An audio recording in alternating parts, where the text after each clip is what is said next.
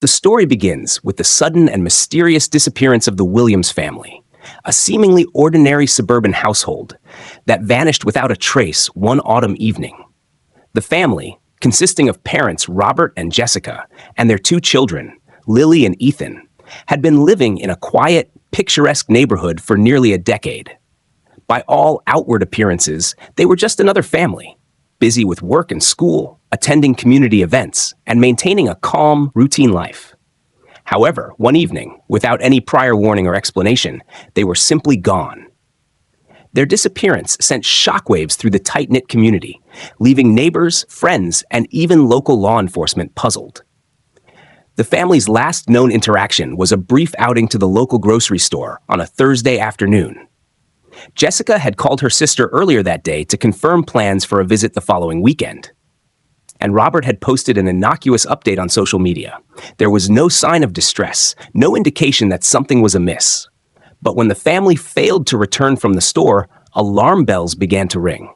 At first, it seemed like a simple case of them being delayed, perhaps by an unexpected errand or some minor inconvenience. However, as hours turned into days with no contact, their loved ones became frantic. The police were contacted, and an official investigation began. They first searched the Williams home and the immediate area, looking for any signs of foul play. The family car, still parked in the driveway, was the first strange clue. Their phones, wallets, and keys were missing, but their personal belongings were left behind, including Robert's laptop and Jessica's purse. It appeared as though they had just vanished into thin air.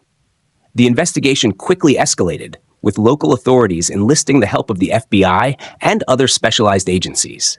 They canvassed the neighborhood, interviewing friends, coworkers, and acquaintances, trying to piece together a timeline of the family's final days. Was there any indication of trouble in the household? Neighbors described the family as friendly and well-adjusted, with no obvious signs of conflict.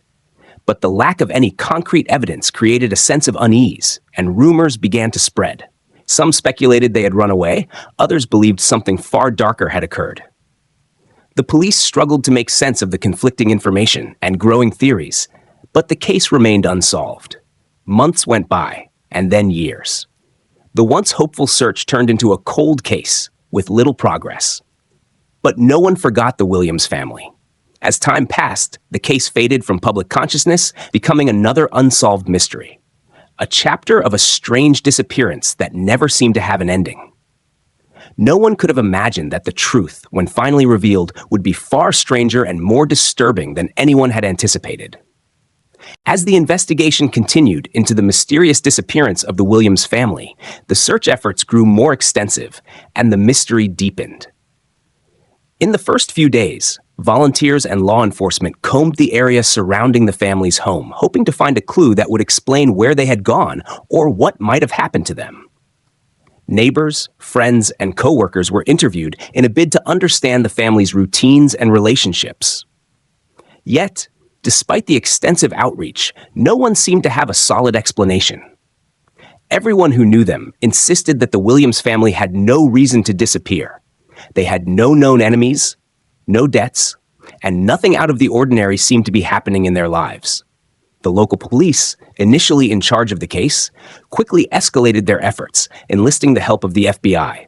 A specialized team began analyzing the family's digital footprints, looking into phone records, email exchanges, and social media activity in the days leading up to their disappearance.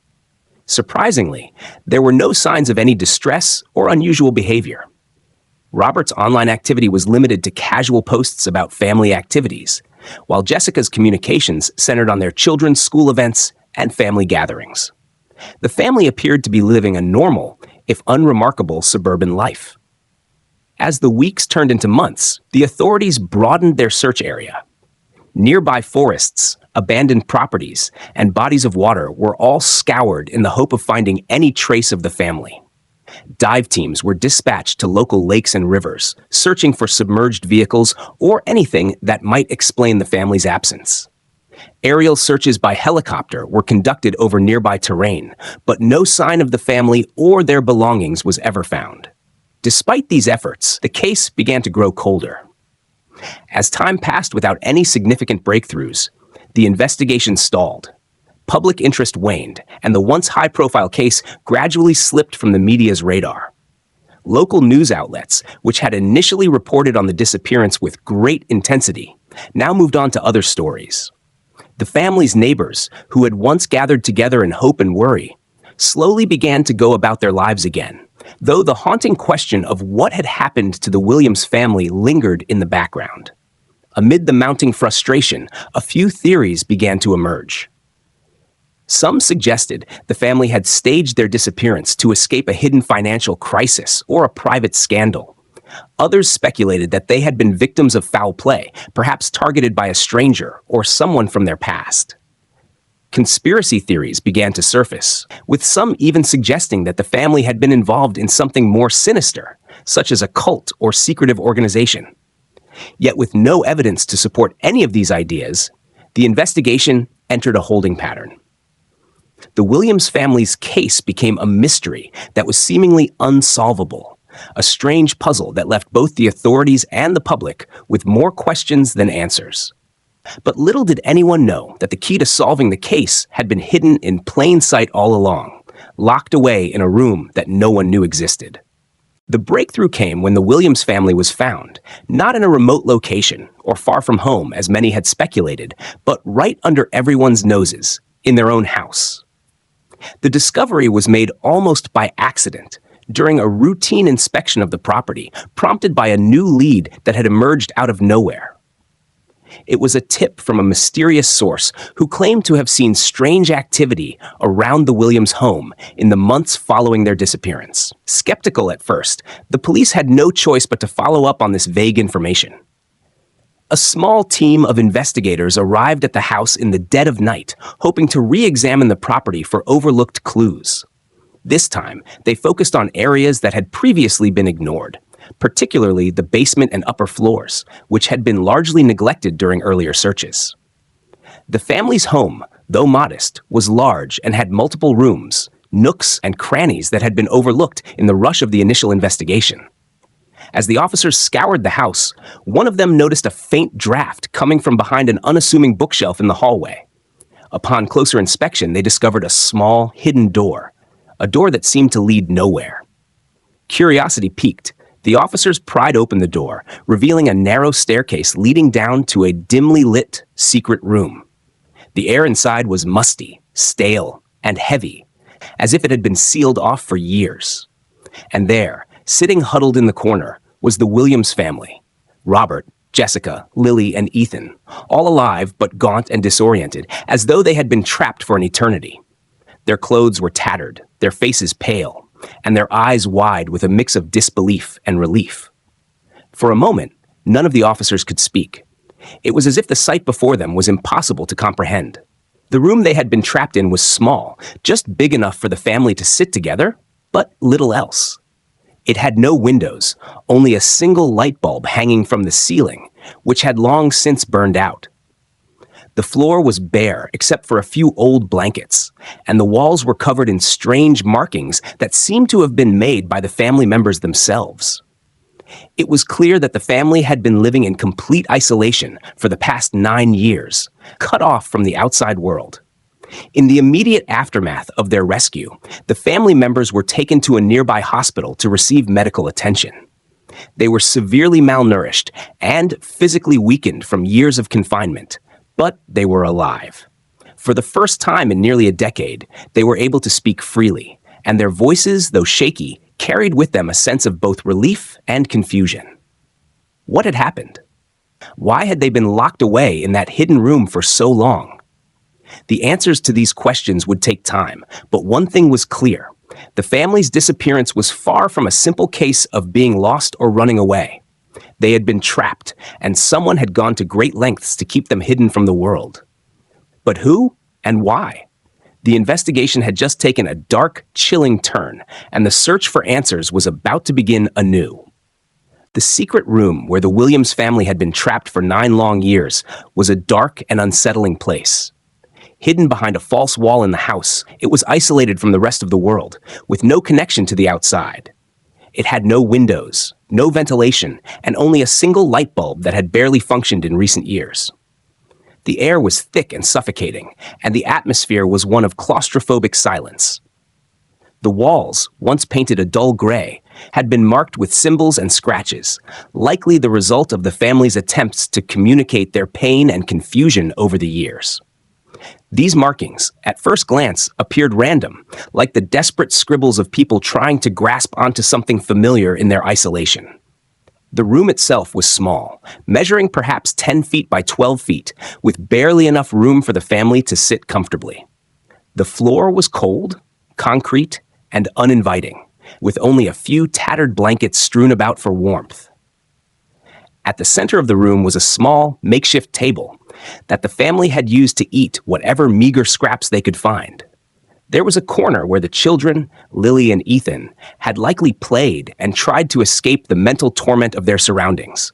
Yet, it was clear that, despite their confined space, they had tried to make it as livable as possible in the most heartbreaking of ways. There was no indication of how the family had been able to survive for so long in these conditions. There was a small, hidden supply of food tucked away behind the table, but it was barely enough to sustain them. The family's physical condition revealed the toll that the years of isolation had taken. Robert and Jessica were thin, their faces drawn and gaunt, with hollow eyes that seemed to carry the weight of the years spent in captivity. Their children, once vibrant and playful, now appeared to be mere shadows of their former selves. Their eyes were wide with confusion, and they spoke in halting sentences, struggling to make sense of their reality. Despite their grim situation, the family's resilience was evident. They had managed to create a semblance of routine in the room. Jessica had kept a calendar, marked with notations of the days and months, trying to maintain a connection to time. Robert had attempted to fix the broken light bulb and had crafted makeshift furniture out of what little they had. It was clear that, even in their captivity, they had clung to hope, never fully giving in to despair. The most chilling discovery, however, was the lock that kept the door to the secret room sealed shut. It was a complex, old-fashioned lock, not one that could be easily broken or tampered with. The family had no way of escaping on their own, and no one from the outside had known they were there. The door had been locked from the outside, leaving them with no means of escape or contact with the outside world. As investigators began to examine the room more closely, they found a series of disturbing clues. Letters that Jessica had written in an attempt to explain their situation, and a small, hidden compartment where Robert had kept a journal. The journal described the family's struggle to survive and their growing fear that they would never be found. But there were also cryptic notes about a person who had been responsible for their captivity, a shadowy figure who had been watching them from afar and who seemed to be the key to the entire mystery. The more the investigators uncovered, the clearer it became that the family's confinement was not a random act, but part of a larger, more deliberate scheme. The question was, who was behind it, and why had they chosen the Williams family as their victims? The answers to these questions would lead the investigation down an even darker and more complex path. The aftermath of the Williams family's shocking rescue was a whirlwind of emotions, investigations, and unanswered questions. As they were finally freed from the hidden room that had held them captive for 9 years, their story became one of national headlines.